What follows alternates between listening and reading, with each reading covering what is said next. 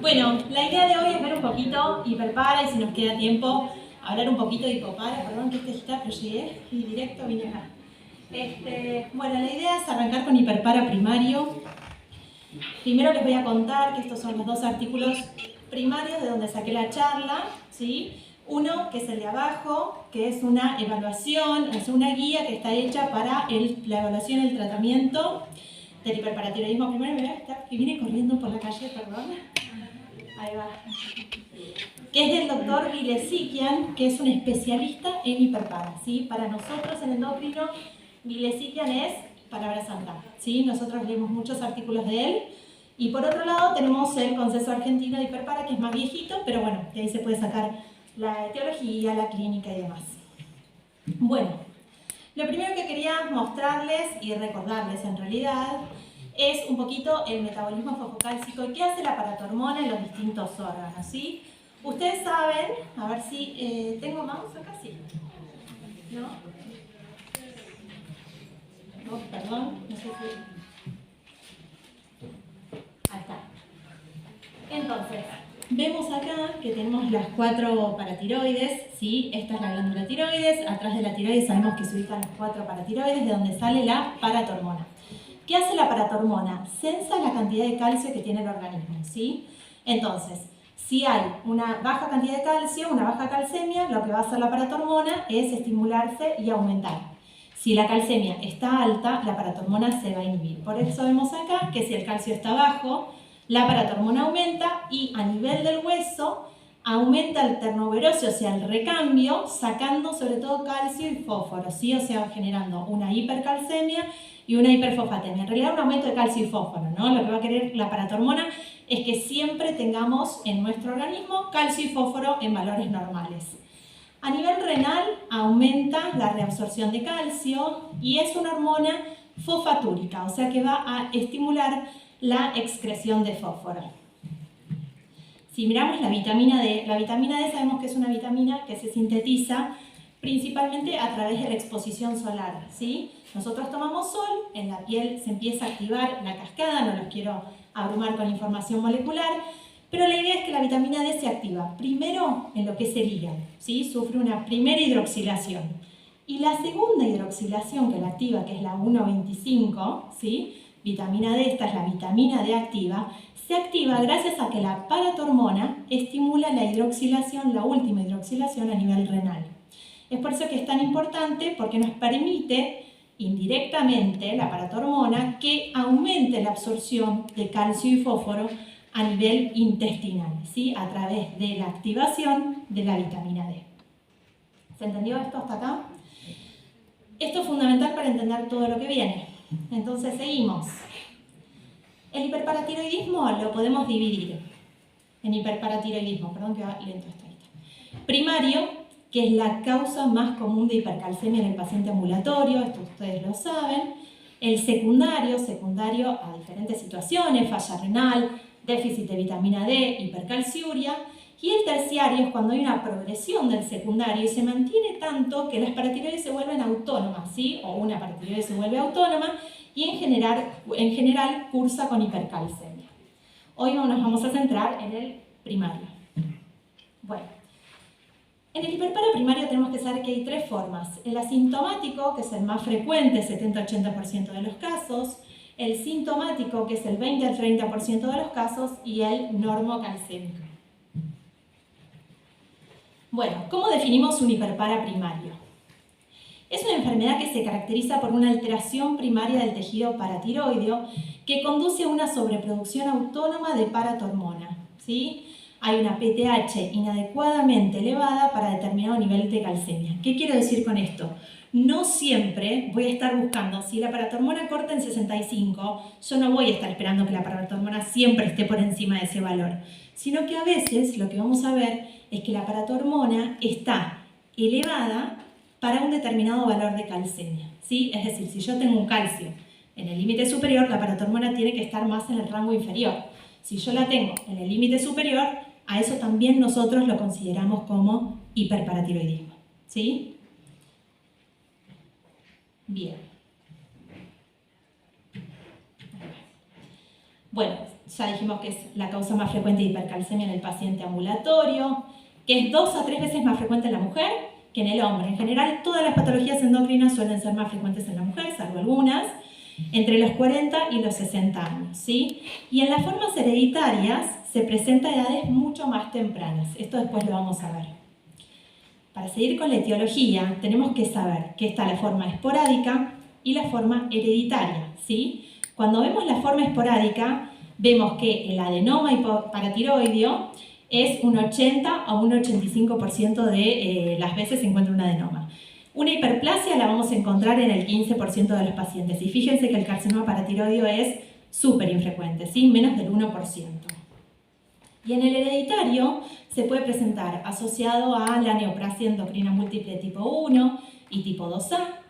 Rarísimo, asociado a un tumor mandibular, ahí se puede ver un adenoma o en una minoría carcinoma, o a un hiperpara familiar aislado, que en general es adenoma. Lo que quiero que se queden con esto es que si tengo un paciente con un hiperpara, voy a pensar, primero, que debe tener un adenoma paratiroideo, ¿sí? Puede tener una hiperplasia de las 4 glándulas y tenemos que pensar que puede ser hereditario también ante situaciones puntuales que yo después les voy a mencionar. Bueno, el adenoma paratiroideo esporádico, ¿sí? La causa más frecuente de hiperpara. Lo que vemos es que se observa una sola glándula hiperfuncionante. Casi todos los adenomas son únicos, acá lo ven en verde como para ilustrarlo. En muy bajo porcentaje son dobles y es la principal causa de hiperparatiroidismo.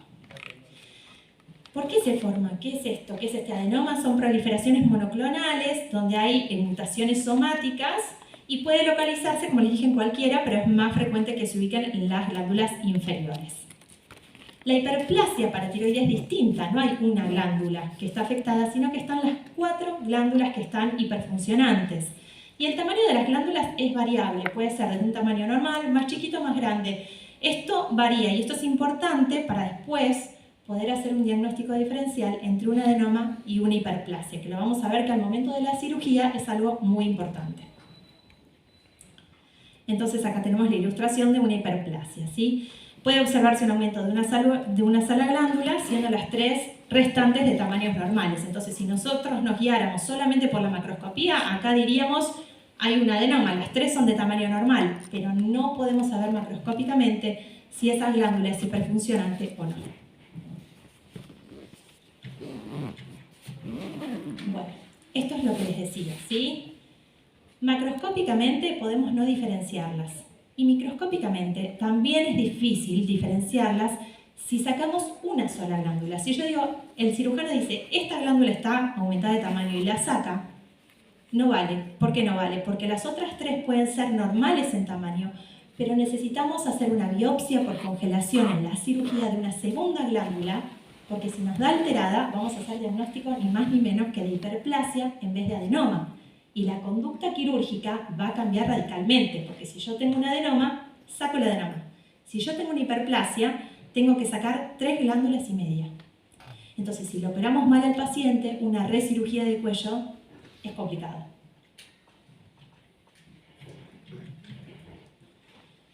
Bueno, para distinguirlas es fundamental entonces realizar el estudio histológico de la segunda glándula. Dentro del quirófano está el anatomopatólogo, donde hace una biopsia por congelación de la segunda glándula. Si la segunda glándula es patológica, el cirujano piensa en una hiperplasia, saca 3 glándulas y media. Si la glándula es atrófica o normal, se diagnostica un adenoma y se saca la glándula solamente afectada. Y en cuanto a la etiología hereditaria, yo no quiero ahora repasar tanto el NEM1 y el NEM2, si bien se les voy a mencionar, sino que quiero que se acuerden cuándo tengo que pensar que un hiperpara puede estar asociado a un síndrome tipo neoplasia endocrina múltiple. Sí. Perdón, sí. Cuando se sospecha un adenoma, ¿la segunda que se reimplanta? No, esos son casos, porque después te puedo aclarar mejor, existe el implante en antebrazo, de lo que es una glándula paratiroidea, se puede congelar y se puede implantar en el antebrazo, pero eso es en situaciones especiales, digamos. En la gran mayoría de los casos, si vos tenés un adenoma, el cirujano saca la glándula afectada. Si hay una hiperplasia, se sacan 3 glándulas y media. Se puede hacer conservación del tejido paratiroideo e implantarlo. Andan bien en general, ¿sí? Bueno, entonces, asociadas a neoplasia endocrina múltiple tenemos el NEM1 y el NEM2A, ¿sí? El NEM1 tiene hiperpara en el 90% de los casos y el NEM2A tiene hiperpara en un 20%, ¿sí? Asociado a otras patologías. Pero tenemos que saber que las formas hereditarias, y a esto voy con lo que quiero que les quede hoy, que son las formas hereditarias más agresivas, suelen afectar más de una glándula, se suele dar en pacientes más jóvenes, menores de 30 años. La relación hombre-mujer es 1 a 1, y ante esta presentación, si yo tengo una paciente que viene con un metabolismo fosfocálcico, tengo una paratormona elevada, le diagnostico un hiperpara y tiene 30 años. Y esto me tiene que hacer ruido, 20 años, me tiene que hacer ruido. Tengo que decir, ¿qué más hay acá? Porque lo normal es que se den pacientes mayores de 40 años. ¿Sí? Entonces ahí sí o sí tengo que descartar, mediante un estudio genético, que no haya una neoplasia endocrina múltiple. ¿Sí? Perdón, para que me quede un poquito claro. Para yo diagnosticar una hiperplasia, digo que el paciente pierde 2 glándulas, ¿así es? ¿Cómo? Repetime, para diagnosticar una hiperplasia. Para realizar el diagnóstico de hiperplasia se toman dos nódulos. Exacto. Y se pierden y quedan 2 funcionando. No, lo que tenés que hacer es, vos podés tener macroscópicamente una afectada, ¿no? Entonces decís, te podés engañar y decir que eso es un adenoma, pero no. Tenés que hacer siempre una biopsia de una segunda glándula. Una biopsia, porque si esa está afectada, una segunda, ahí ya te habla de hiperplasia. Y si te habla de hiperplasia, sacás 3 y media. ¿Sí? Una recepción si no es biopsia. Es una biopsia. Si te da normal, la dejas ahí tranquilita la paratiroides. ¿Sí? La dejas, no, por favor. Bueno, y lo mismo tenemos que hacer un estudio genético si estamos hablando de un carcinoma paratiroideo, que la verdad es raro de ver. Hemos visto alguno por ahí perdido, pero no es lo más frecuente.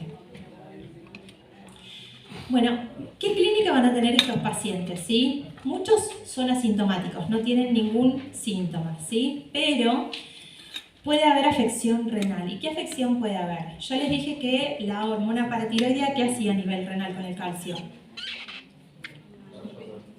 Exacto, lo reabsorbía. Pero ¿qué pasa? Muchas veces en el hiperpara hay tanta oferta de calcio porque hay una especie de elevación de la calcemia que se trata de perder por vía renal y se produce una hipercalciuria. Y esa hipercalciuria puede terminar formando una litiasis renal, puede terminar formando una nefrocalcinosis, ¿sí? También puede existir a nivel renal una diabetes insípida nefrogénica, y todas estas alteraciones pueden deteriorar la función renal. Por eso siempre es muy importante, como les voy a mostrar en el diagnóstico, hacer una ecografía renal en un paciente que yo diagnostique un hiperpara para saber si tiene litiasis renal, y en un paciente con hipercalciuria, por supuesto, también, ¿no? A nivel óseo, lo primero que quiero que les quede de un hiperpara es que afecta el hueso principalmente cortical. Recuerden que hay 2 tipos de hueso, el hueso cortical y el hueso trabecular, que es el que está en el medio, donde en el medio está la médula ósea, ¿sí? Entonces, ¿qué hay en el hiperpara? Uno dice hiperpara, hueso, fractura, ¿sí? Eso es lo primero que uno tiene que pensar. Yo les puedo hablar de la osteitis fibrosa quística, de un montón de cosas, pero la fractura es lo que más nos tiene que hacer ruido. Muchas veces en el consultorio, cuando tenemos pacientes con osteoporosis y fracturas, y las fracturas nos hacen un poquito de ruido, también siempre vamos a ir a descartar un hiperpara. Entonces, a nivel óseo podemos tener una osteitis fibrosa quística, donde hay un aumento de los osteoclastos, gigantes multinucleados, y se sustituye la médula ósea por tejido fibroso. Resorción subperióstica, donde se ve sobre todo en lo que es el tercio distal de las falanges y el tercio externo de la clavícula, por eso siempre pedimos radiografías de esas áreas. Osteoclastomas o tumores pardos, que son, ahora les voy a mostrar unas imágenes, que están compuestos por osteoclastos multinucleados, y se ve sobre todo en la mandíbula y en huesos largos. Fracturas patológicas, fracturas, radiografía de cráneo en aspecto de sal y pimienta, dolor, sensibilidad ósea, cifosis y pérdida de talla. A nivel gastrointestinal, neurológico, cardiovascular y muscular, La clínica, si existe, va a ser la de la hipercalcemia, ¿sí? Ustedes saben que la hipercalcemia cursa con anorexia, náuseas, vómitos, constipación, dolor abdominal, úlceras pépticas, pancreatitis. A nivel neurológico da un espectro amplio de clínica, desde apatía, depresión, hasta deterioro del estado de conciencia. Cardiovascular, hipertensión, arritmias, calcificaciones, hipertrofia del vejiga, enfermedad coronaria, y muscular es infrecuente pero puede dar debilidad proximal, trastornos de la marcha y atrofia, ¿sí? Bueno, acá son las imágenes que les quiero mostrar, ¿sí? Tenemos esta radiografía que se ve con un tumor pardo. No sé por qué no me anda el mouse, les quiero señalar acá, es un poco más didáctico esto, pero no me corre la flechita. Bueno, el tumor pardo que se ve ahí, se ve claramente. Esta es una paciente que fue mi primer paciente con hiperpara en la residencia del Hospital Álvarez. Una paciente que tenía una neoplasia endocrina múltiple tipo 1, con un hiperpara severísimo, severísimo. Fíjense lo que es el húmero, las fracturas que tiene, y esa era una de las tantas fracturas que tenía. Pobre chica, re joven. Bueno, más afeccionasia por hiperpara, otro tumor pardo. Radiografía en aspecto de sal y pimienta, cráneo en sal y pimienta, y a nivel de lo que es el tercio distal de las falanges, una resorción superióstica con una imagen en saca-bocado, ¿no? Bueno, ¿y el diagnóstico? El diagnóstico para ustedes es por bioquímica, por imágenes. ¿Alguien se anima a contestar un poco? No sé si suelen hacer clases así interactivas o... Perfecto. ¿Sí? Por bioquímica. Ay, les estoy soplando todo. El diagnóstico es bioquímico, ¿sí? No es por imágenes, es bioquímico, y esto nos tiene que quedar grabado. Yo no pido imágenes para diagnosticar un hiperpara, ¿sí? Las pido, después lo vamos a ver, para localizar en todo caso la glándula afectada antes de la cirugía. Ahora, pensé que había un poquito de agua. Entonces, la paratormona está inadecuadamente elevada para un nivel de calcemia, ¿sí? O sea, tenemos una paratormona que está en un límite superior o elevada para una calcemia determinada. Bueno, diagnóstico. ¿Tengo que tener calcio? Sí, tengo que tener calcio, obvio. Corregido según albúmina, ¿sí? Tengo que tener un calcio iónico. Tengo que tener una paratormona e importantísimo, tengo que tener vitamina D. La vitamina D se recomienda en forma rutinaria, la tenemos que pedir siempre. Vienen las tres cosas juntas: calcio, paratormona, vitamina D.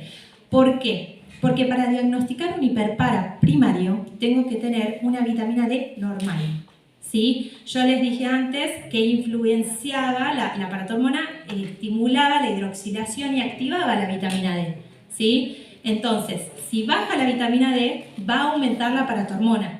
Entonces estamos hablando de un hiperpara secundario, es una de las causas más frecuentes que vemos de hiperpara secundario en el consultorio, tener un déficit de vitamina D. Entonces, si yo tengo un paciente que viene con una paratormona elevada, pero tiene un déficit de vitamina D, no puedo diagnosticar hiperpara.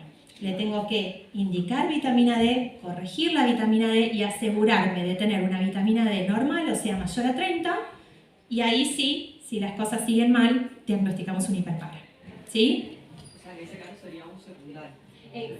Si es por déficit de vitamina D, sería un hiperpara secundario a déficit de vitamina D.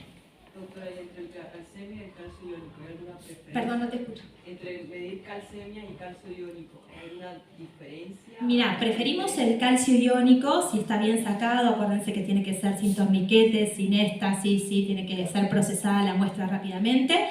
Es preferible un calcio iónico siempre, ¿sí? Pero si tenemos una calcemia, también vale. De hecho, muchas veces diagnosticamos así los hiperpara también. Bueno, y acá, a nivel práctico, si tenemos una paratormona alta y un calcio alto, hablamos de un hiperpara. Si tenemos un calcio elevado y una paratormona baja, no hablamos de un hiperpara. Acá hablamos de otra causa de hipercalcemia, ¿sí? De una causa de hipercalcemia PTH independiente, ¿sí? El hiperpara sería PTH dependiente, ¿sí? ¿Una pregunta? ¿No? Paratormona dependiente y otras causas de hipercalcemia son paratormona independiente. Entonces, un valor de paratormona en la parte media o alta del rango de referencia en presencia de hipercalcemia debe interpretarse como una ruptura del equilibrio fisiológico y es indicativa de hiperfunción paratiroidea. En los hiperpara con niveles de calcio en el límite superior, o sea, estamos hablando de hiperpara normocalcémicos porque no están elevados, sino que están en el límite superior, debemos confirmar siempre los resultados antes de tomar una decisión terapéutica, ¿sí? Si sea médica o sea quirúrgica, siempre tenemos que confirmar. Y esto me pareció súper didáctico, ¿sí? Lástima que no me anda la flechita, pero bueno, ¿ustedes me escuchan si hablo así? ¿Sí? ¿Todos? Bueno, acá lo que ahí está. A ver. ¿Le aparece? La agarro yo y no quiere, ¿no? Ahí está. Sí, pero a mí no me obedece. Ay, sí, ahí está, buenísimo. Entonces, fíjense acá cómo tenemos en la parte verde el rango normal de calcio y paratormona. Fíjense, acá están los niveles de paratormona y acá están los niveles de calcemia, ¿sí? Entonces, acá tenemos un rango normal de paratormona y calcio, es decir, un calcio aproximadamente entre 8 y pico y 10,3, por ejemplo, por poner un valor más o menos aproximado. Una paratormona, ¿sí? Normal que va entre 15 y 65 aproximadamente. Y lo que vemos es que cuando tenemos una deficiencia de vitamina D, fíjense que no hay una hipercalcemia en general, justamente todo lo contrario, puede haber calcio normal o hipocalcemia con niveles elevados de paratormona que en general no superan los 100. Si hablamos de una hipercalcemia PTH independiente, o sea, por ejemplo, la causa más frecuente que es la causa maligna, son hipercalcemias más importantes, ahí se va para atrás, son hipercalcemias más importantes y la paratormona está absolutamente suprimida, ¿sí? Baja, exacto. Y si hablamos de un hiperpara primario, que es de lo que estamos hablando hoy, el espectro es amplio, pero lo que vamos a ver es que tenemos niveles de paratormona altos, pueden ser no tan altos también, pero fíjense como, por ejemplo, si yo tengo un calcio de casi 10, ¿sí? Puedo tener, acá me tapa lo verde, puedo tener una paratormona en un rango normal, ¿sí? No supera el rango normal ahí la paratormona, ¿ven? No supera el rango, exacto, no supera el rango normal. Está la paratormona normal y un calcio levemente elevado, ¿sí? Entonces, en este caso, les estoy mostrando cómo la PTH no tiene que estar necesariamente por encima del valor normal, sino que puede estar normal, pero en el límite alto para esta calcemia. ¿Se entendió? Bueno, ¿qué estudios complementarios tengo que pedir? Ya vino el paciente, le pedimos un metabolismo fosfocálcico que ahora se lo vamos a pedir, pero le diagnosticamos el hiperpara en forma bioquímica con paratormona, calcio, vitamina D. Y tenemos que pedir un metabolismo fosfocálcico completo. Pedimos calcio, fósforo, calcio iónico, paratormona, vitamina D, magnesio. Y en orina de 24 horas también calcio, fósforo, magnesio, creatinina, ionograma, ¿sí? ¿Y qué vamos a tener? La paratormona yo les dije que es una hormona fosfatúrica, o sea que vamos a perder mucho fósforo por orina. Vamos a tener una fosfatemia que va a estar normal o baja, con una reabsorción tubular de fosfato que también va a estar disminuida, y esto es característico del hiperpara. La calciuria puede estar aumentada. Los marcadores óseos, no sé si los conocen, los beta-cross labs, ¿los escucharon nombrar? ¿Trabajan con ellos habitualmente? ¿Los ven? ¿No? Bueno, les cuento entonces, nosotros tenemos marcadores óseos que nos hablan un poco de lo que es la formación ósea y la resorción ósea. Si yo tengo mucha hormona paratiroidea, que yo les dije que actuaba a nivel del hueso, hace mucha resorción ósea y aumentan los CTX o beta-cross labs, que son los marcadores justamente de resorción, ¿sí? Y la FAL es un marcador de formación. Detrás de tanta resorción viene mucha formación, por eso también puede estar elevada la FAL. La densitometría ósea, ¿sí? Saben que la densitometría ósea nos habla de densidad mineral ósea. Nos dice si un paciente tiene osteopenia, osteoporosis o un hueso normal. Y en el hiperpara, la paratormona hace su acción principalmente en lo que es el hueso cortical. ¿Dónde hay hueso cortical? Principalmente lo medimos en cadera, ¿sí? En cadera o en el radio, lo podemos pedir radio, se llama radio 1/3 o 33% porque evalúa esta parte, donde hay más hueso cortical. El radio ultradistal, que es la parte distal, ultradistal, tiene más hueso trabecular, ¿sí? Y entonces tengo que pedir densitometría de las 3 regiones, de radio 33, de cadera y de columna. Tengo que pedir radiografía simple, siempre de columna y cadera, para evaluar que no haya un aplastamiento vertebral, que sería un sinónimo de fractura, ¿sí? Por hiperpara, una ecografía renal, como les dije, para ver que no haya litiasis renal, nefrocalcinosis. ¿Estamos? Entonces, con todos estos estudios complementarios yo puedo hacer una evaluación del paciente y en base a esos estudios que tengo decidir la conducta terapéutica, ¿sí? Si voy a operarlo, no voy a operarlo, le voy a dar tratamiento médico, ¿qué voy a hacer? Localización. Entonces yo les dije, el diagnóstico del hiperpara es bioquímico. No es por imágenes, pero puedo pedir imágenes. Una vez que tengo un hiperpara y yo decidí que voy a operar ese hiperpara, en ese momento pido imágenes de localización, que estamos hablando del centellograma con Sestamib y Tecnesio 99 y la ecografía de cuello, en realidad, las dos. Como les pongo abajo, no hacen diagnóstico. El diagnóstico bioquímico se piden solamente para localización antes de la cirugía.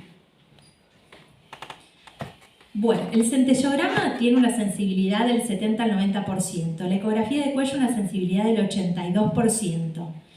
Entre los dos, uno suele pedir los dos estudios. Cuando pedimos los estudios combinados, detectan más del 90% de los adenomas, ¿sí? Las imágenes negativas no descartan, ¿sí? Porque puede haber, imágenes negativas que no descartan el diagnóstico porque existen tanto falsos positivos como falsos negativos. Y la negatividad de los estudios. Si yo tengo un paciente que le diagnostiqué hiperpara, tiene un diagnóstico bioquímico, divino, vamos a decir, ¿lo operamos o no lo operamos? Bueno, lo operamos, está bien. Bueno, le voy a pedir las imágenes para localizar dónde está la glándula afectada. Perfecto, hacemos imágenes, no vemos nada. ¿Lo operamos? ¿No lo operamos? Bueno, en la práctica es complicado, pero en la teoría, supuestamente, si tiene criterio quirúrgico, el cirujano tiene que abrir el cuello y tiene que explorar el cuello, ¿sí? Es decir, explorar las 4 paratiroides, a ver si ve alguna que está afectada y siempre hacer la biopsia de la segunda glándula para descartar que no sea una hiperplasia. Es decir, que una imagen negativa no descarta la cirugía. En la práctica, a veces es difícil que nos quieran operar hiperpara sin imágenes, pero eso es otro tema, ¿sí? Eso no está bueno, pero nos pasa mucho. Bueno, centellograma. Acá vemos un centellograma con tiempo temprano y el tiempo tardío. En el tiempo tardío se laga la imagen tiroidea y solamente persiste la imagen paratiroidea. Bueno, acá vemos una ecografía de un adenoma paratiroideo y también les cuento que muchas veces cuando tenemos las dos imágenes negativas tenemos que pedir o podemos pedir un PET-TC con colina, que es una imagen que tiene mayor sensibilidad y que muchas veces nos da un resultado positivo cuando la ecografía y el centello fueron negativos, ¿sí? Bueno, llegamos un poco al tratamiento. ¿Qué vamos a hacer con estos pacientes, no? Hay dos cosas que podemos hacer. Expectarlo, hacer un tratamiento quirúrgico o un tratamiento farmacológico. Bueno, acá sé que es mucho, pero les remarqué lo que quiero que vean. Son los criterios, las indicaciones de cirugía. Primero se las voy a mostrar en esta diapo que están más claras y después les voy a hacer un comentario. Entonces, ¿cuándo indicamos cirugía en un paciente hiperpara? ¿Sí? Cuando tenemos una calcemia que supera 1 miligramo de decilitro del límite superior normal, cuando tenemos una tasa de filtrado glomerular menor de 60, cuando tenemos un deterioro de la función renal del 30%, litiasis renal, nefrocalcinosis, una calciuria de 250 en la mujer y 300 en el hombre, una edad menor a 50 años. ¿Por qué la edad menor a 50 años, por más que sea sintomático, lo operamos? Porque tiene mucho camino por recorrer y se supone que la paratormona va a seguir haciendo su daño, ¿sí? A nivel óseo y también renal. Incapacidad de continuar el seguimiento y en la densitometría, un T-score menor a menos 2,5. ¿Saben lo del T-score de la densitometría? ¿Saben cómo es? ¿No? Bueno, la densitometría nosotros la dividimos en valores, ¿sí? La densitometría normal, la densitometría con osteopenia y con osteoporosis. Cuando hablamos de un T-score de menor a menos 2,5 más bajo, estamos hablando de osteoporosis ya. Y también una fractura por fragilidad, que por más que yo tenga una densitometría normal, si tuve una fractura por fragilidad, para nosotros también es osteoporosis. Entonces, fíjense acá, en esta guía que yo les traje, que les mostré al principio, en la cual hacía la clase, el 2022 del año pasado es la guía, están todas las indicaciones que yo les dije, el calcio encima de 1, el T-score en rango de osteoporosis, fracturas vertebrales, filtrado menor a 60, y les traje esto porque en un momento el calcio, la calciuria, era indicación, después no la fue, primero tenía que ser mayor a 400, después dijeron que no, que la hipercalciuria per se no.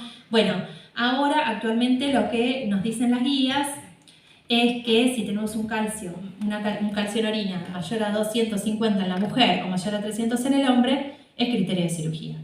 La presencia de nefrolitiasis o nefrocalcinosis y la edad menor a 50 años. ¿Sí? Todas esas son indicaciones de cirugía. Y en el hiperparanormocalcémico, ¿qué hacemos? Sí. Una pregunta, ¿el deterioro de la función renal es directamente por el hiperpara o que yo tenga la función renal deteriorada me puede llevar más complicaciones? No, si vos tenés a ver, vamos por partes. Si vos tenés un hiperpara, se puede deteriorar la función renal por las complicaciones que yo les mostré hace un ratito, que pueden ser la litiasis renal, la nefrocalcinosis, ¿sí? La hipercalciuria que puede llevar a todo esto. Lo que vos planteás es otra cosa, o el deterioro renal, me preguntás, puede afectar la paratormona. Eso sería un hiperpara secundario. Claro, si vos tenés una falla renal, la paratormona va a subir, ¿sí? Pero eso ya es un hiperpara secundario, ¿sí? Primero, si fue primero la paratormona, entonces el daño es por la paratormona, por la hipercalciuria, la litiasis, la nefrocalcinosis. Si fue primero la falla renal, entonces el hiperpara secundario es otra cosa. ¿Sí? ¿Quedó claro seguro? Genial. Bueno, en el hiperpara normocalcémico, ¿qué hacemos? Tenemos un hiperpara, pero tenemos un calcio normal. ¿Qué hacemos con estos pacientes? Bueno, también acá vinimos, hubo épocas de tratamientos más proquirúrgicos, menos proquirúrgicos. Si tenía daño de órgano blanco como litiasis y osteoporosis y fractura, todo lo que yo les dije, operaban. Bueno, lo que dicen estas últimas guías es que debido a los datos limitados no podemos hacer recomendaciones en esta guía para la cirugía en el manejo del hiperpara normo. La realidad es que en la práctica nos guiamos un poco por la experiencia que tenemos y por los criterios clínicos que tenemos enfrente, ¿no? Del paciente. ¿Sí? Si yo tengo un paciente que está todo el tiempo con fracturas por fragilidad, y lo voy a pensar 2 veces, ¿no? Claro está. Bueno, y tenemos 2 maneras de abordar el cuello, que esto en realidad por ahí les excede un poquito a ustedes, yo les cuento muy chiquitito como para que tengan una idea. La técnica convencional, donde se explora el cuello en forma bilateral, se ven las 4 paratiroides, si hay un adenoma se saca el adenoma y si hay una hiperplasia se saca las 3 glándulas y media como les conté, siempre haciendo la biopsia de congelación de la segunda glándula, ¿sí? Y la técnica mínimamente invasiva, que es cuando se sospecha un adenoma único. ¿Por qué? Porque es una técnica, justamente como el nombre lo dice, mínimamente invasiva. Vamos a hacer una cirugía más pequeña, pero para eso sí o sí tenemos que tener localizada por imagen el adenoma paratiroide, tiene que ser un adenoma único, ¿sí? Tenemos que tener siempre, para estos casos, cirujanos expertos. No es que derivamos nosotros a cualquier cirujano de cabeza y cuello. Derivamos a cirujanos de cabeza y cuello que trabajan frecuentemente con paratiroides, ¿sí? Y se hace monitoreo intraoperatorio de PTH. Esto es interesante porque van viendo, en diferentes tiempos, van viendo la paratormona y si bajan, cuando baja más de un 50% la paratormona, dan por terminada la cirugía y creen que el adenoma fue resecado con éxito y cierran, ¿sí? Bueno. Postquirúrgico. ¿Qué pasa con el calcio después de la cirugía? En general se restaura rápidamente, ¿sí? Pero pueden haber hipocalcemias, ¿sí? Porque después, ustedes fíjense que el hueso estuvo por la paratormona súper estimulado, estuvo en constante resorción. ¿Qué va a tender a hacer el hueso una vez que le sacan la paratormona? Va a decir, dame todo el calcio que tenés, que lo necesito, ¿sí? Y entonces va a ser una causa de hipocalcemia postquirúrgica, ¿está? A esto se le llama hueso hambriento o hungry bone, por la captación acelerada del calcio, del fósforo, del magnesio, por el esqueleto, luego de la cesación abrupta de la reabsorción excesiva, estimulada por los niveles previamente elevados de paratormona. Y la severidad va a depender del grado de desmineralización de ese hueso que en general lo vemos con la fosfatasa alcalina y otros marcadores. Y esto cursa con fosfatemia baja, porque el hueso trata de agarrar calcio, fósforo, magnesio, todo, ¿sí? Diferente al hipopara transitorio, porque ustedes piensen que cuando el cirujano manosea el cuello, ¿sí? Y va trabajando en el cuello, pueden quedar las otras paratiroides, como nosotros decimos vulgarmente, medio atontadas, medio tontas, ¿no? Como que les cuesta arrancar. A esto nosotros lo llamamos hipopara transitorio, ¿sí? Y esto tiende a tender a cursar con hiperfosfatemia.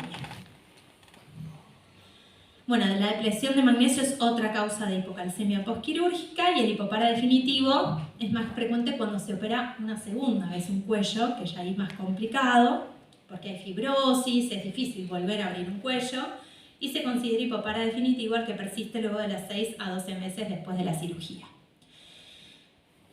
Cuando ustedes saben, manejan bifosfonatos, ¿escucharon? ¿Sí? Buenísimo. Entonces, el tratamiento previo con bifosfonatos puede atenuar un poquito la hipocalcemia del síndrome del hueso hambriento. Bien. Y el tratamiento farmacológico. Hablamos, ya sabemos, o más o menos sabemos que está acá la clase, cuando tenemos que operar un paciente con hiperpara. Pero ¿y el paciente que no se opera, qué le podemos ofrecer? Tratamiento farmacológico. ¿Para cuándo lo vamos a reservar? Para pacientes que son inoperables, cuando hubo falla la cirugía o cuando hay hipercalcemia no controlable. ¿Y qué podemos usar? ¿Sí? Lo que vamos a hacer son medidas generales, movilización, hidratación. Tenemos que evitar las tiacidas y el litio porque aumentan la calcemia. Dar aporte de vitamina D y calcio en dosis fisiológicas con la dieta. ¿Sí? Pueden seguir consumiendo y deben seguir consumiendo calcio diariamente y tenemos que dar un aporte de vitamina D también, ¿sí? Si es necesario, si la vitamina D así lo requiere.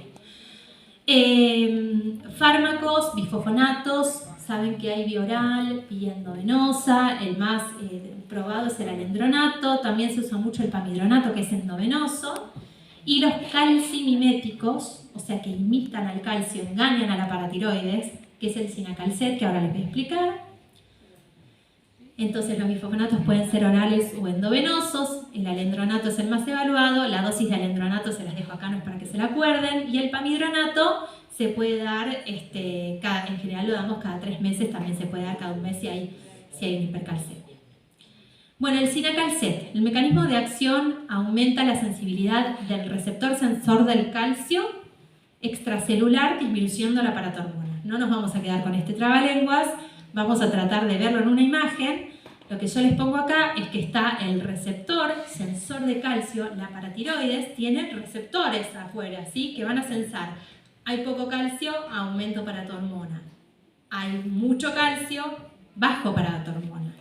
Lo que hace este calcimimético es unirse al receptor sensor de calcio y hacer como que hay mucho calcio afuera.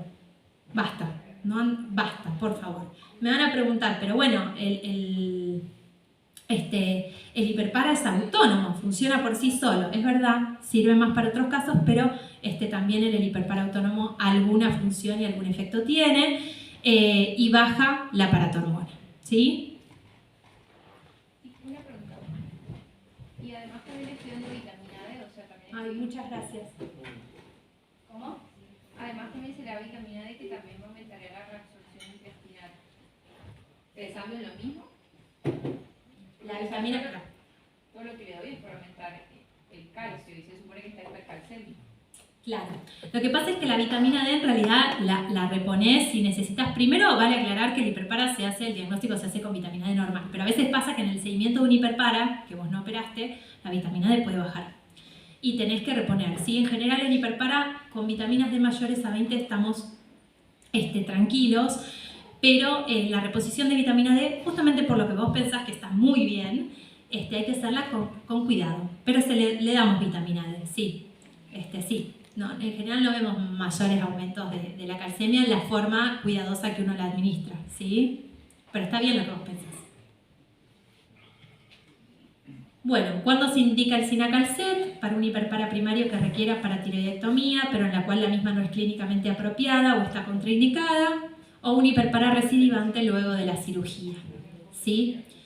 ¿Y cómo vamos a seguir al paciente que no se opera? Bueno, lo tenemos que seguir de cerca. Esto de anual o a criterio, en realidad lo que tenemos que saber es que tenemos que seguir al paciente con calcio, con paratormona, con ecografía renal, con densitometría. Tenemos que ir evaluando cada impacto que puede hacer la paratormona a nivel del hueso, a nivel del riñón, ¿sí? Entonces siempre pedir metabolismo focal, ecografía renal para ver que no se haya formado algún calculito, densitometría para ver que no haya osteoporosis. Y en general pedimos calcio, fósforo, clínicas de creatinina y vitamina D anual, y la calciuria, las radiografías de columna y cadera a criterio del clínico. La densitometría ósea en general la hacemos anual o bianual en casos más leves, y ecografía renal también a criterio del clínico, depende del paciente, ¿sí? Así que bueno, nos quedamos con los conceptos de que el hiperpara, la principal causa es el adenoma paratiroideo, ¿sí? Una única glándula afectada, que en pacientes jóvenes tenemos que acordarnos que puede estar asociada a una neoplasia endocrina múltiple, entonces tengo que pedir el estudio genético, que el diagnóstico es bioquímico y tengo que tener una vitamina D normal, que vamos a pedir muchos estudios para ver si la paratormona está impactando o no en la densitometría, en la ecografía renal, en el metabolismo fosfocálcico, para evaluar si yo voy a operar o no a ese paciente. Que las imágenes paratiroideas son para localizar las glándulas previo a una cirugía y no para hacer diagnóstico, ¿sí? Y que el tratamiento que le podemos ofrecer al paciente puede ser quirúrgico o puede ser médico, depende del caso, como vimos.